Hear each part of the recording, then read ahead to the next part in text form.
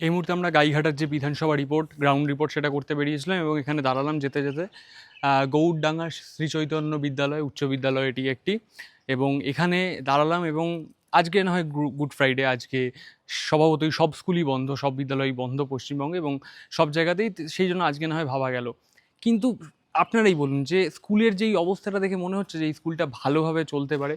এবার আমি ক্যামেরা পার্সনকে বলবো একবার ভেতর দিকটা দেখাতে, যে ভেতরে এই সমস্ত জিনিসপত্র পড়ে আছে কবে থেকে তার কোনো ঠিক ঠিকানা নেই।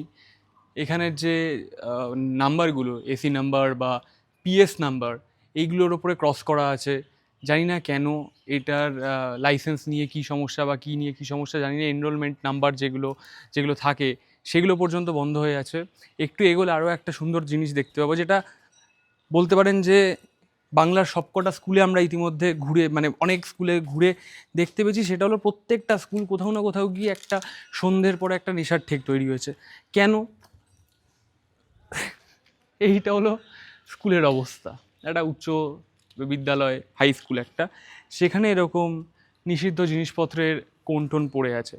এবার অবশ্যই সব জিনিসপত্র সরকারের আওতার মধ্যে পড়ে না, মানুষকেও সচেতন হতে হবে। কিন্তু যখন এরকম একটা স্কুল, চারিপাশে জলাজমি, আমরা সেই ফুটেজগুলোও অ্যাড করব, দেখতে পাবেন আপনারা যে এরকম স্কুলের সামনে চারিপাশে বড় বড় জলাজমি, যে কোনো কেউ যে কোনো অবস্থায় পড়ে যেতে পারে সেখানে।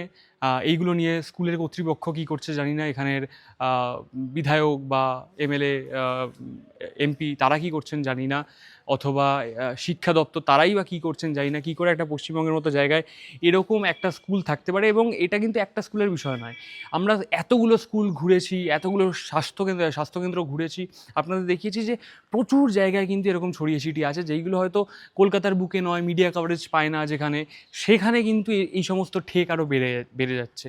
এটার কি কোথাও গিয়ে কিন্তু এটার বলা যেতে পারে দায়ভার সেটা সরকারকে নিতে হবে, কারণ এই সমস্ত, কারণ এটা একটা সরকারি বিদ্যালয়, স্বাস্থ্য দপ্তর বা মানে স্বাস্থ্যকেন্দ্রগুলো সেগুলো স্বাস্থ্য দপ্তরের মধ্যে পড়ে, সেগুলো সরকারি।